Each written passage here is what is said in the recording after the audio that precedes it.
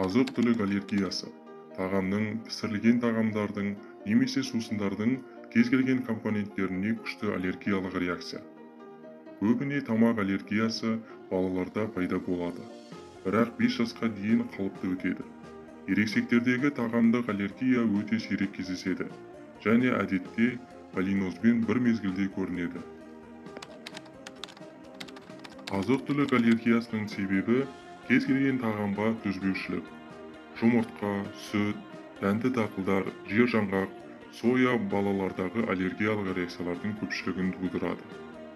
Жер-жаңғақ, фундук, теңіз өнімдері, құс еті жасөспірімдер мен ересектерде аллергиялық реакциялар тудырады. Ауру тұқым қуалауы мүмкін.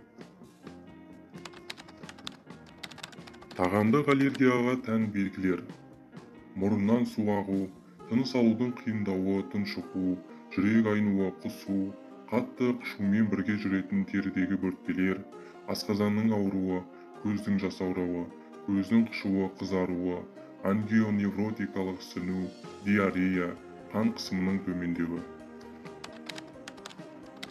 Аллергенді анықтау және тағамдық аллергияны емдеу үшін аллерголог бірқатар зерттеулер жүргізеді.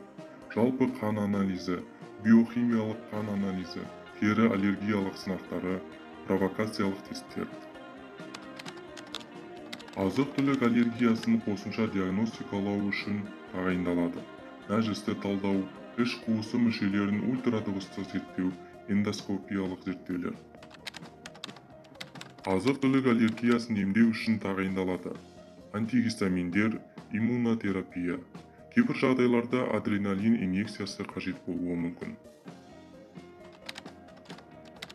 Асқынған түрдегі тағамдық аллергия ауыр асқынуларға әкелуі мүмкін. Сананың жоғалуы, есекжем, атопиялық дерматит, анафилактикалық шок. Егер науқас демікпемен ауырса, өлім қаупі жоғары. Аурудың алдын алу үшін пациенттерге ұсынылады: аллергендерді диетадан толығымен алып тастаңыз. Гипоаллергенді диетаны ұстаныңыз. Кафелер мен мейрамханаларда тағамдардың неден жасалғанын нақтылаңыз.